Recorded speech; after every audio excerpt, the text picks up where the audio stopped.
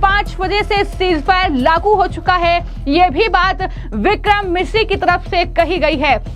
लेकिन जो सबसे बड़ी खबर है वो ये कि भारत ने अपनी शर्तों पर सीज फायर किया है। जी हां, ये पाकिस्तान की हार को दिखाता है। ये बताता है कि पाकिस्तान जो कहीं ना कहीं 2 दिन की जंग में ही भीख मंगा हो चुका था, जिस तरीके से उसने IMF से लोन उठाया है, वहां से फंड लिया है, तो ऐसे में ये पहले से ही मालूम था कि पाकिस्तान जल्द ही अपनी हार स्वीकार कर लेगा। और कहीं ना कहीं बिल्कुल वैसा ही हुआ, क्योंकि पहल पाकिस्तान की तरफ से की गई।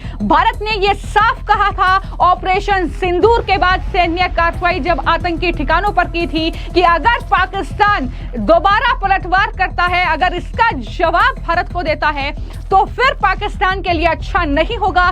पाकिस्तान अपने लिए मुसीबत बढ़ाएगा और पाकिस्तान हमें आमंत्रित करेगा इस तरीके से हमला करने के लिए। और बिल्कुल वैसा ही हुआ जिस तरीके से आज खबर सामने आई कि देर रात जो मिसाइल दागने की कोशिश दिल्ली तक की गई, उसके बाद भारत की सेना ने दरअसल वहां के जो एयरबेस थे, लगभग 5 से 6 एयरबेस हैं, जिन्हें पूरी तरीके से तबाह कर दिया। बड़ा नुकसान पाकिस्तान को हुआ, जिसके बाद पाकिस्तान घुटनों पर आता है। पाकिस्तान भारत के DGMO को कॉल करता है, भारत के सामने गिड़गिड़ाता है, जिसके बाद यह सहमति बनती है। और खबर यह भी है कि 12 मई को एक बार फिर से दोनों देशों के DGMO के बीच बातचीत होगी, लेकिन फिलहाल ये अभी का फैसला है। लेकिन इस बीच मैं आपको यह भी बता दूं कि सबसे पहले अमेरिकी राष्ट्रपति डोनाल्ड ट्रंप की तरफ से ट्वीट सामने आया था, जिसमें उन्होंने दोनों देश तुरंत सीज फायर के लिए तैयार हैं, ये जानकारी दी। पूर्ण और तुरंत युद्ध विराम के लिए तैयार है, ये जानकारी डोनाल्ड ट्रंप ने दी। हालांकि डोनाल्ड ट्रंप ने यह भी क्रेडिट लेने की कोशिश की